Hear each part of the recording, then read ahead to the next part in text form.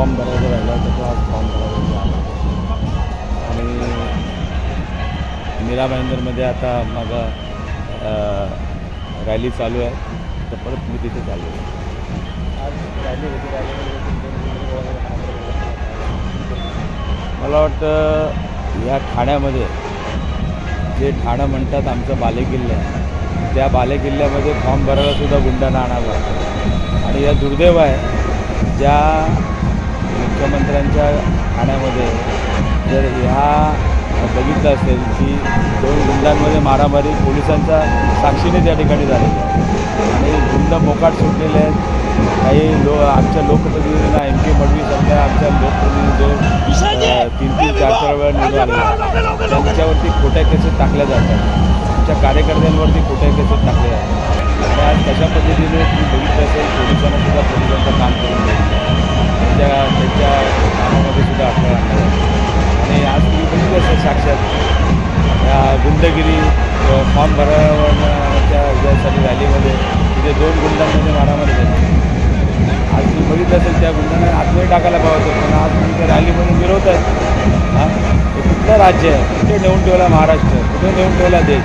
ही परिस्थिती या इथे आहे आणि म्हणून ही जनता त्यांना त्यांची जागा दाखवली जाते.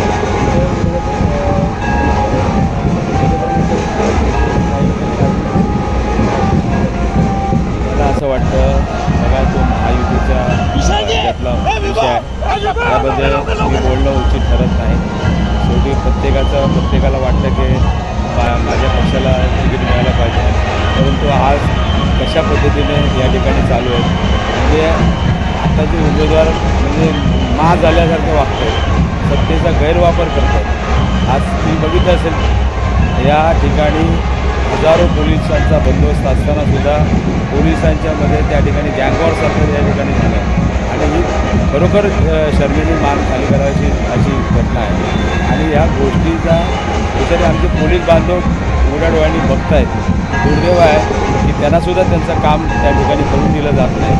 आता निवडणुकीला सुरुवात झालेली आहे, ही जर परिस्थिती असेल तर मला वाटतं या दहशतीखाली या दहशतीच्या वातावरणामध्ये या निवडणुका होणे बरोबर नाही.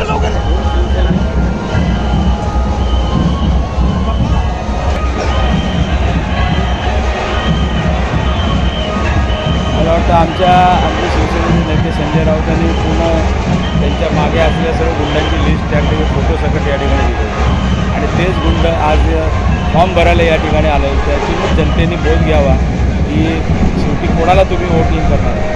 अशा गुंडांच्या टोळीला मदत करणारा की एका निष्ठावंत कार्यकर्त्याला तुम्ही त्या ठिकाणी तिसऱ्यांदा निवडून देणार. मला वाटतं जनता सुखी आहे, मतदार राजा आहे. या मतदार राजाला समजून चुकलेलं आहे. यांनी कशा पद्धतीने गेल्या 2.5 वर्षाच्या काळामध्ये कार्यकर्त्यांवरती खोटे गुन्हे दाखल केलेले आहेत, शाखा कब्जात केलेले आहेत, सर्व पदाधिकाऱ्यांनी आहेत. MP मडवीनं तडीपार केलं होतं, त्याच्यावर ते हायकोर्टामध्ये सुटून आले, परत त्यांच्या मागे आज ससेमिरा लावलेला. शेवटी वरती परमेश्वर आहे, तो बघतोय, मतदार राजा बघतोय आणि मतदार राजा नक्कीच 4 तारखेला चमत्कार करतो. मला वाटतं 2 शिवसैनिक म्हणण्यापेक्षा एक गद्दार आणि एक निष्ठावंत अशी लढाई आहे आणि या ह्याच्यामध्ये सच्चाईची लढाई लढणारा एक कार्यकर्ता आहे. नक्कीच मला विश्वास आहे की जनता मला 35 वर्ष साथ दिली.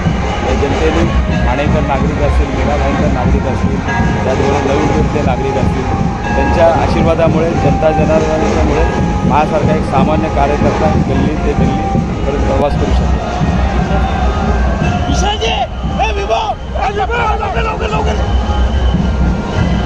त्याबद्दल मी त्या भाषा बोलणार नाही.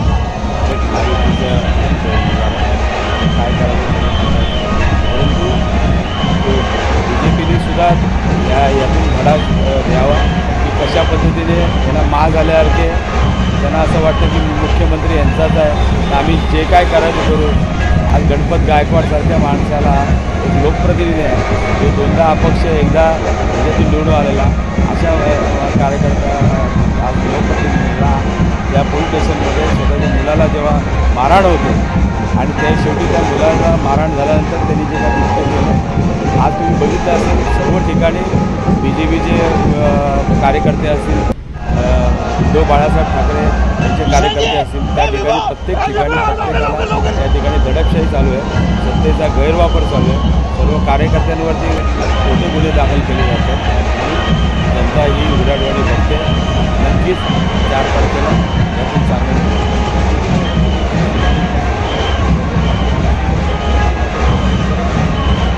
हो साहेब, आता त्यांना कळेल ना, हा बालेकिल्ला दिघे साहेबांचा बालेकिल्ला आहे, हिंदू हृदय सम्राट शिवसेना प्रमुख बाळासाहेब ठाकरेंचा बालेकिल्ला आहे, हा आदरणीय पक्षप्रमुख उद्धव ठाकरे साहेबांच्या विचाराने प्रेरित झालेला हा बालेकिल्ला आहे. हा कोणाच्या एकाची मक्तेदारी नाही आहे, हे सर्व जे आहे प्रेम हे ठाणेकरांचं आहे. या प्रेमाचा तुम्ही भंग केला, त्यामुळे आज ही जनता वाट बघते फक्त इलेक्शनची आणि जनता नक्की दाखवतील.